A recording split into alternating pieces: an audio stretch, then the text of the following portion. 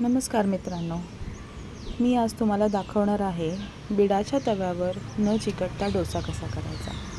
सगळ्यांनी बिडाचा तवा यूज करतच असाल, पण आज एक नवीन ट्रिक सांगते आहे। काय करायचं, जेव्हा आपण डोसा पीठ तव्यावर टाकतो तवा पूर्ण तापलेला हवा आणि मग त्यानंतर आपण त्यावर या अशा प्रकारे झाकण ठेवायचं।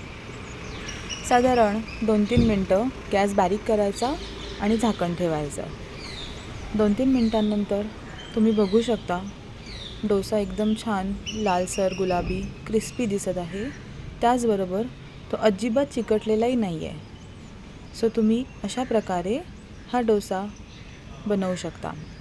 एकदम छान कुरकुरीत आणि हेल्दी, कारण आपण नॉनस्टिक तवा यूज नाही करत आहोत, आपण बिडाचा तवा यूज करत आहोत, म्हणून तो हेल्दी पण आहे। थँक्यू।